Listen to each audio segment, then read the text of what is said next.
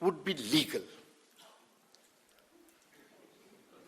And it was a desire of the government to be legal that went, and this is, by the way, something to admire, not to laugh at, because the state must live by law.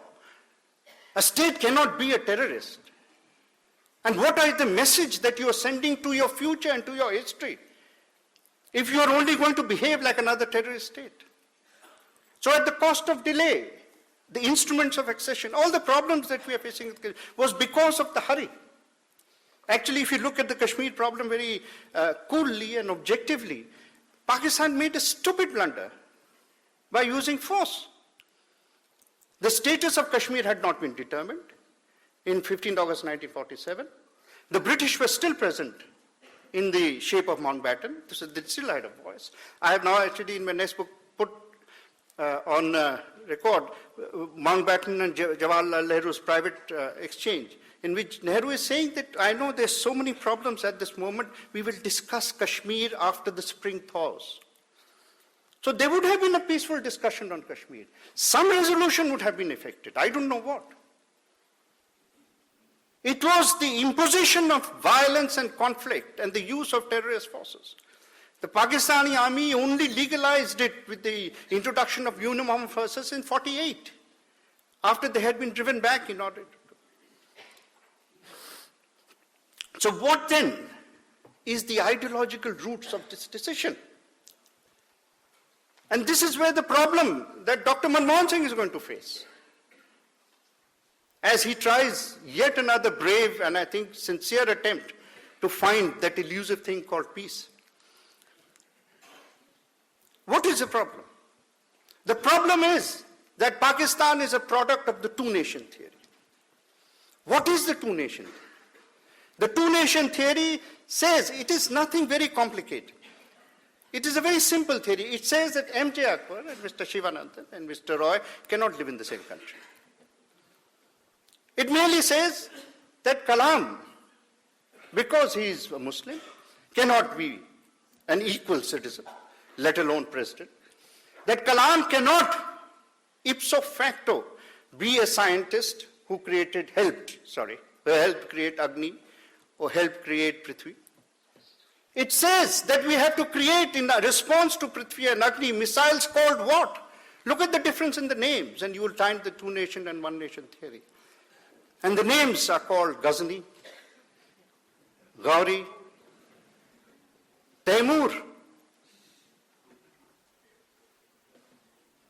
All people famous not for conciliation, but for destroying Hindu temples, or for destroying, or being famous for destruction. And not simply destruction, all weapons are destructive. But not simply, but destroying one particular target, and a communal target. Now what are we? We are essentially a product of a one-nation theory. We have not been able to preserve that one nation. The subcontinent is now 3 nations. But India remains a product of one-nation theory. So in a sense, Pakistan is compelled by its ideology.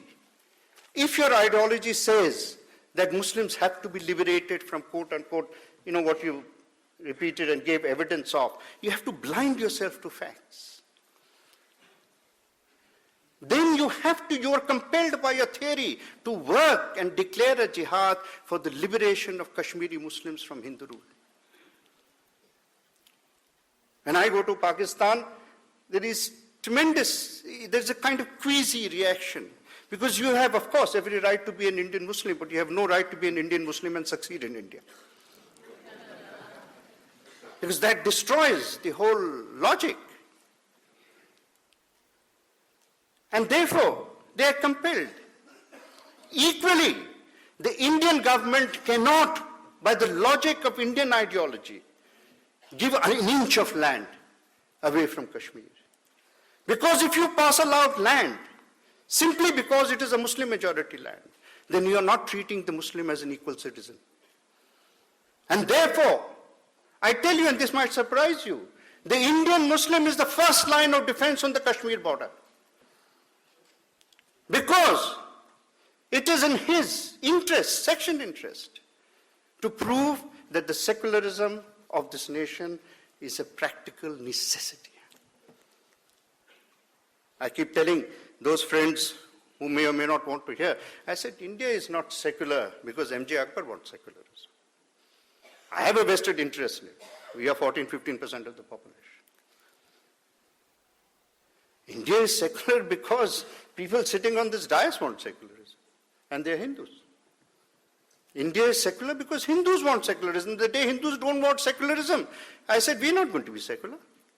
This is something those who, in fact, I don't want to mention political parties and names, but some of the parties who call themselves quote-unquote Hindus, in order to be truly Hindu, you have to be more secular than the Congress. You know, this is the logic they cannot understand. But it really is, this is the fact. India's independence movement was not secular because Gandhi was secular. Gandhi was secular because India was secular. This is the basic truth. Now, within this ideological war, what happens? When you get into the practicalities of what emerges, you can see a pattern. Last Saturday, BBC News, not necessarily my fondest source of news, and certainly not a vehicle of Indian propaganda, publishes a story from Islamabad. A story which says that ever since Dr. Manmohan Singh, who I repeat is a sincere man, I only hope that he understands when you go out to shake a hand, you must remember what the other hand is carrying.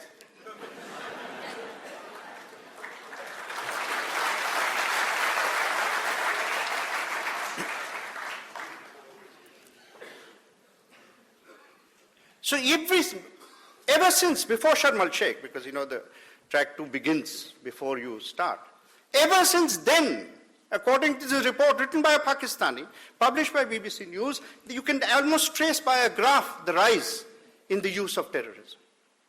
From the very beginning, the slogan is not mil ke lenge Kashmir, but ladke lenge Kashmir.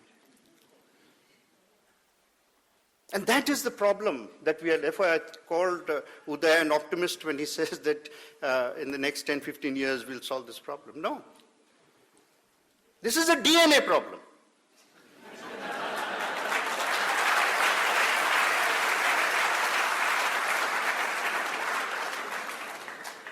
And we will have to have the imagination to live with its implications.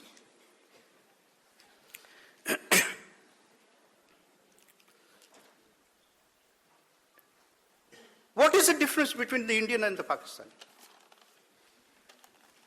If you go out to a conference in London,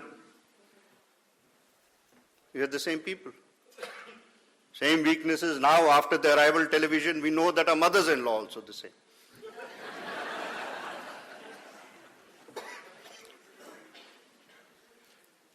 We are not better, they are not worse.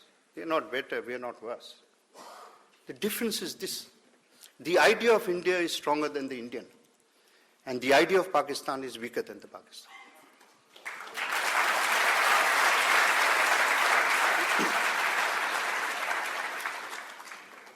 Now we have to protect the idea of India. How do we protect it? We protect it by not descending to the level of Pakistan. That is the difficult thing to do.